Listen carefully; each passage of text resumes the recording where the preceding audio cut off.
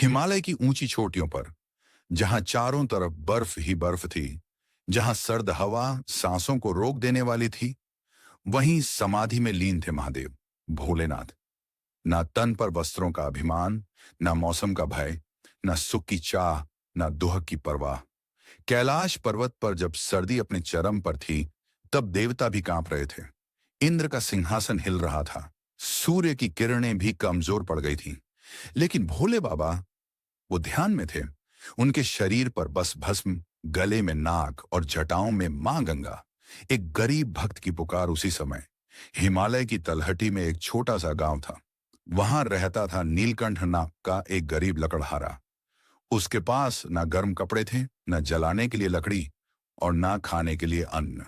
सर्द रात में उसकी पत्नी और बच्चा तेज बुखार से कांप रहे थे। नीलकंठ की आंखों से आंसू बह निकले।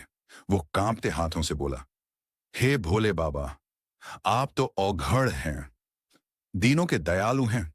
अगर आज मेरी सुन ली तो जीवन भर आपका नाम जपूंगा।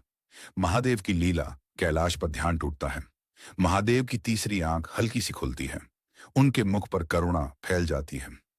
पार्वती, धरती पर एक भक्त ठंड से तड़प रहा है। मां पार्वती मुस्कुराई और बोली, प्रभु, आप ही उसके सहारे हैं। महादेव ने अपने शरीर से भस्म उठाई और उसे वायु में छोड़ दिया। चमत्कार, गांव में अचानक ठंडी हवा रुक जाती है। आकाश से हल्की ऊष्मा उतरती है। नीलकंठ की झोपड़ी में एक अलौकिक गर्माहट फैल जाती है। बच्चे का बुखार उतर जाता है।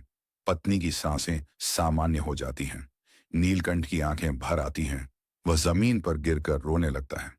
भोलेनाथ, आप सच में भोले हो। परीक्षा की घड़ी अगले दिन सर्दी और तेज हो जाती है। पूरा गांव डर जाता है। लोग कहते हैं कि श्राप है, कोई देव नाराज है। लेकिन नीलकंठ बोला, नहीं, यह मेरे भोले बाबा की परीक्षा है। वह बिना जूते, बिना गर्म कपड़ों के कैलाश की ओर चल पड़ा।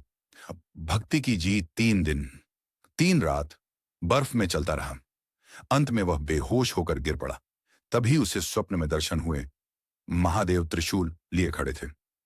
वत्स, उस सच्ची भक्ति शरीर नहीं देखती, मौसम नहीं देखती, वो सिर्फ विश्वास देखती है। महादेव ने अपने त्रिशूल से धरती को स्पर्श किया। सर्दी से मुक्ति, पूरा इलाका बर्फ से मुक्त हो गया। नदियां बहने लगीं। गांव हरा भरा हो गया। नीलकंठ को गांव वाले संत मानने लगे। लेकिन वह हमेशा कहता, मैं कुछ नहीं, ये सब मेरे भोले बाबा हैं। कथा का संदेश, भोले बाबा सर्दी में भी तपते हैं ताकि उनके भक्त जले नहीं। जहां दुनिया ठंडी पड़ जाती है, वहां महादेव की भक्ति गर्माहट बन जाती है। जो संकट में भी शिव का नाम ले, उसे कोई ठंड, कोई धूप नहीं छू सकता।